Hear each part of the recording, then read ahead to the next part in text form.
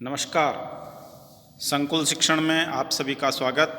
पंडित बच्छराज व्यास आदर्श विद्या मंदिर डीडवाना से मैं मधुसूदन टाक कक्षा सप्तमी में गणित विषय के अंतर्गत हम सभी प्रश्नावली 4.2 का अध्ययन कर रहे हैं। आइए सरल समीकरण हल करते हैं। अभी तक हमने प्रश्नावली 4.2 में एक प्रश्न हल किया था। दूसरा प्रश्न आपके सामने है। पहले चर को पृथक करने के प्रयोग किए जाने वाले चरण बताइए और फिर समीकरण को हल कीजिए। तो अभी हम समीकरणों को इसी प्रकार से हल कर रहे हैं। जो भी अपने को चर राशि दी हुई है उसके साथ में अन्य जो भी दिया हुआ है अचर जो भी है उन सब को हटाने का काम करते हैं और उसके पश्चात उस सारे समीकरण का हल निकालते हैं। आइए इसका हल देखते हैं। प्रश्न देखें और उसका हल करते हैं।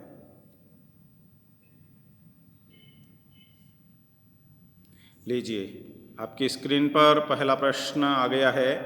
इसका ए है, दूसरे का ये ए 3l बराबर 42 ऐसा दिया हुआ है।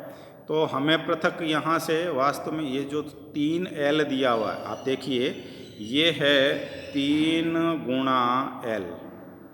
तो इस l के गुणा में जो 3 लिखा हुआ इसको हटाना है। तो गुणा का विपरीत होता है भाग, तो हमें भाग संक्रिया का उपयोग करते हुए इसे हल करना होगा। देखिए यहाँ पर 3l बराबर 42 हमने लिखा। अब दोनों ही पक्षों में, बाएं पक्ष और दाएं पक्ष में जितनी भी संख्याएं लिखी हुई है उन सब में ही 3 का भाग दे देंगे। तो 3l के बट्टा में हमने 3 लिखा, दाएं पक्ष में 42 के बट्टा में भी 3 लिखा। बट्टा में किसी संख्या को लिखने का अर्थ होता है भाग। तो यहाँ पर 3 से 3 कट जाएगा तो हो जाएगा l, केवल l बचेगा। और यहाँ 3 का भाग 42 में जाएगा, 14 तिया 42। तो आप देखिए हमारा उत्तर आ गया l बराबर 14। तो यही समीकरण का हल है। इसी का b देखिए, b में दिया हुआ b/2 बराबर 6। बट्टा में कोई संख्या लिखी हुई होती है इसका अर्थ है वो भाग में है। तो b के भाग में 2 दिया हुआ है तो भाग से विपरीत संक्रिया होती है गुणा। तो हम यहाँ पर 2 को हटाने के लिए, इस 2 को हटाने के लिए 2 से गुणा करेंगे।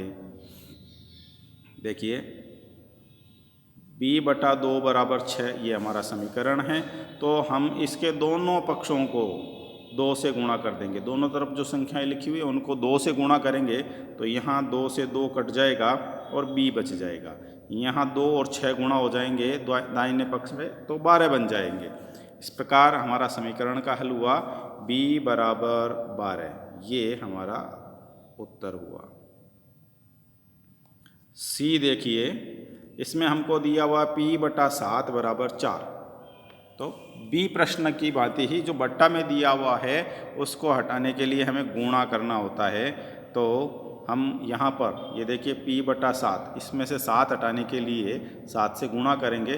तो ये काम दोनों पक्षों में करना है। हम यहाँ पर लिखेंगे दोनों पक्षों को 7 से गुणा करने पर, और 7 से गुणा करेंगे तो यहाँ 7 से 7 कट जाएगा और इस तरफ 7 और 4 गुणा हो जाएंगे। तो उत्तर हमारा हो गया p बराबर 28। यही हमारे समीकरण का हल है।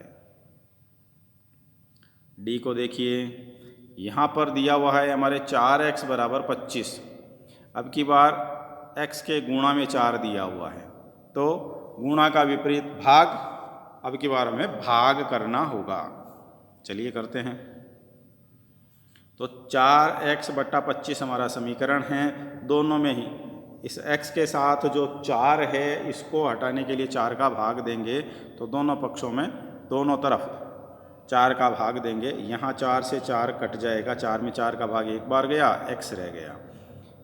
इधर 25/4 सीधा सीधा पूर्ण संख्या के रूप में ये भाग जाता नहीं है तो यहीं पर हम इसको छोड़ देंगे। x बराबर 25/4 यही हमारे समीकरण का हल है। ई देखिए 8y बराबर 36। y के गुणा में 8 है, अतः हमें 8 का भाग देकर इस क्रिया को आगे बढ़ाना है। तो हमारा यह समीकरण 8y बराबर 36, दोनों भागों में बाएं और दाएं दोनों तरफ हम 8 का भाग देंगे। यहाँ पर 8 से 8 कट जाएगा तो केवल y रह जाएगा। 36/8 है, इन दोनों में 4 का भाग जाता है, 8 में 4 का भाग जाता है 2 बार, 36 में 4 का भाग जाता है 9 बार, तो 9/2 ऐसी संख्या हमारी रह गई और यही हमारा उत्तर हो जाएगा y बराबर 9/2। यही हमारा समीकरण का हल है। f में देखिए हमें संख्या दी गई है z/3 बराबर 5/4। तो बट्टा में 3 दिया गया है, इसको हटाना है तो हमें 3 से गुणा करना होगा। लीजिए हमारा समीकरण लिखा हमने z/3 बराबर 5/4। यहाँ पर 3 से गुणा करेंगे, दोनों तरफ 3 से गुणा करने पर इधर भी हमने 3 से गुणा किया, इधर दाएं पक्ष में भी 3 से गुणा किया, दोनों पक्षों को 3 से गुणा करेंगे तो यहाँ 3 से 3 कट जाएगा, z रह जाएगा और इस तरफ 5 और 3 अंश दोनों गुणा हो जाएंगे तो ऊपर बन जाएगा 15/4। यही हमारे समीकरण का हल है। जी में देखिए आप a/5 बराबर 7/15 ऐसा अपने को दिया हुआ है। a के बटा में 5 लिखा हुआ है तो हमें 5 से गुणा करना पड़ेगा। गुणा ये भाग का विपरीत होता है और देखिए यहाँ पर हमने a/5 और 7/15 दोनों ही पक्षों में 5 से गुणा किया है। दोनों तरफ 5 से गुणा करने पर यहाँ 5 से 5 कट जाएगा तो a रह जाएगा। यहाँ 5 में 5 का भाग एक बार जाता है, 15 में 3 बार जाता है तो 7/3। ये 7/3 हमारे समीकरण का हल होगा। h प्रश्न देखिए इसका 20t बराबर -10 ऐसा दिया हुआ है तो t के गुणा में 20 दिया हुआ है। इसे हटाने के लिए हमें 20 का भाग देना पड़ेगा। देखिए 20t में भी 20 का भाग दिया, -10 में भी 20 का भाग दिया और हमने यहाँ लिखा है दोनों तरफ 20 से भाग देने पर यहाँ 20 में 20 का भाग एक बार जाता है तो t शेष रह जाएगा। इन दोनों में 10 का भाग जाता है, 10 का भाग -10 में देंगे तो -1 बार जाएगा, 10 का भाग 20 में देंगे तो 2 बार जाएगा, तो -1/2 यहाँ पर हमारे समीकरण का हल हो जाएगा। आइए तीसरे प्रश्न में बढ़ते हैं। चर को पृथक करने के लिए जो आप चरण प्रयोग करेंगे उसे बताइए और फिर समीकरण को हल कीजिए।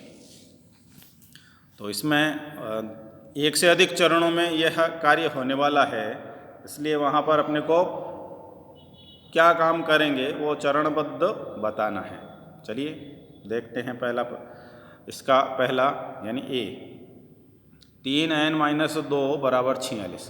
तो इससे हमें ध्यान से देखना है, पहले हम इस -2 को हटाएंगे और फिर 3 को हटाएंगे। ये अपने स्टेप हो जाएंगे। पहला काम -2 को हटाने का है, पहला चरण, और दूसरा इस 3 को हटाने का। चलिए प्रारंभ करते हैं।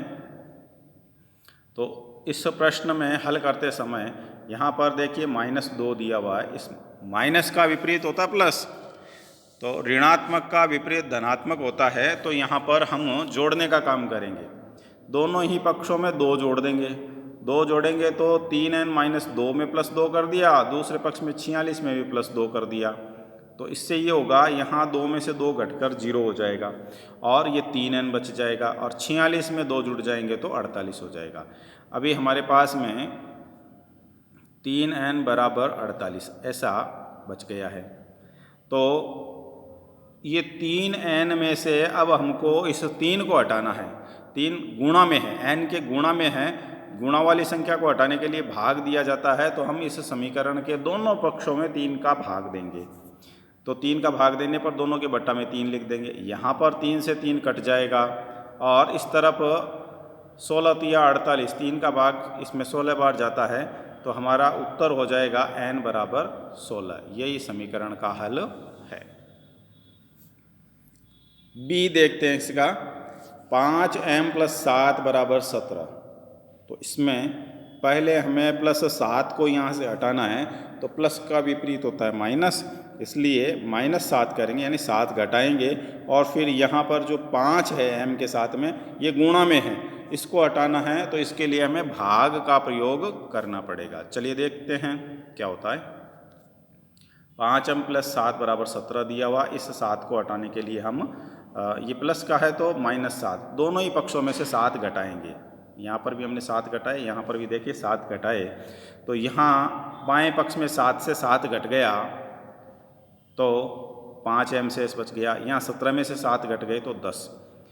अब m के गुणा में 5 लिखा हुआ, इसे भी हमें हटाना है। गुणा का विपरीत होता है भाग, तो दोनों ही पक्षों में हमें 5 का भाग देना है।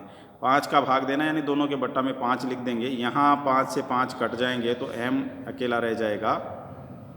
5 का भाग 10 में 2 बार जाता है, ये 2 हमारा उत्तर हो जाएगा। m = 2, यही समीकरण का हल है। सी देखिए, 20p/3 = 40। तो इसमें पहले जो नीचे 3 दिया हुआ है ये वास्तव में भाग में है, बट्टा वाली संख्या भाग होती है, तो इसको हटाने के लिए हमें 3 से गुणा करना पड़ेगा। और फिर p के गुणा में 20 भी दिया हुआ है, उसको हटाना तो 20 का भाग देंगे। चलिए करते हैं। पहले बट्टा वाली संख्या हमको हटानी है 3, तो इसलिए समीकरण के दोनों पक्षों को हम 3 से गुणा करेंगे। तो दोनों तरफ हमने देखो गुणा 3 लगा दिया। अब 3 से 3 कट जाएगा तो 20p रह जाएगा। यहाँ 3 और 40 ये गुणा हो जाएंगे तो 40 तिया 120 हो जाएगा। अब हमारे पास में 20p = 120 है, तो इस 20 को यहाँ से p के साथ से हटाना है। वास्तव में 20 जो है गुणा में है, तो गुणा का विपरीत होता है भाग, तो हम समीकरण के दोनों पक्षों में 20 का भाग देंगे। 20p के बट्टा में 20 लिखा, 120 के बट्टा में भी 20 लिखा। यहाँ 20 से 20 कट जाएंगे तो p रह जाएगा। 20 का भाग 120 में देंगे, 6 बार जाएगा, तो यही हमारे समीकरण का हल होगा। आइए डी देखते हैं। डी में दिया हुआ है 3p/10 = 6। तो पहले हमें बट्टा 10 हटाना है। बट्टा यानी भाग का विपरीत गुणा, तो हमको 10 से गुणा करना है और फिर 3p में से 3 को हटाना है, तो वो गुणा में है 3, तो 3 का भाग देंगे। ये चरण हमारे बनेंगे। और चलिए इसको देखते हैं। 3p/10 = 6, तो पहले हम दोनों पक्षों को 10 से गुणा करेंगे। 10 से गुणा, यहाँ पर भी हमने 10 से गुणा लिखा, यहाँ भी 10 से गुणा। 10 से 10 कट जाएगा तो केवल 3p रह जाएगा। 10 और 6 का गुणा होगा तो 60 बन जाएगा। अब हमारा समीकरण यहाँ बन गया 3p = 60। 3p में से इस 3 को हटाना है, तो दोनों ही पक्षों में 3 का भाग देंगे। 3 का भाग देंगे तो यहाँ से 3 कट जाएगा। 3 का भाग 60 में जाता है 20 बार, तो p = 20। ये अपने समीकरण का हल आएगा। आप लगातार अपने हाथ से ऐसे समीकरणों को हल करते रहिए। गणित में अभ्यास की नितांत आवश्यकता रहती है। आशा है आप अच्छे से सीख रहे हैं और आने वाले समय में आपका विद्यालय खुलने वाला भी है, तो उस तैयारी में रहिए कि कक्षा में जब आप जाएंगे तो अब तक आपने वीडियो के माध्यम से अपने संस्थान के द्वारा किए गए प्रयास में जो आपने भी सहभाग किया है, तो यह सारा काम आपके लिए उपयोगी सिद्ध हो। अब तक के वीडियो आपने जो देखे हैं, तो आप आदर्श शिक्षण संस्थान नागौर का जो अपना YouTube चैनल बना हुआ है, आप उस पर सारे वीडियो देख सकते हैं और उनका उपयोग अपने पाठ्यक्रम को आगे बढ़ाने में कर सकते हैं, अपनी नींव मजबूत करने में कर सकते हैं। बहुत बहुत धन्यवाद।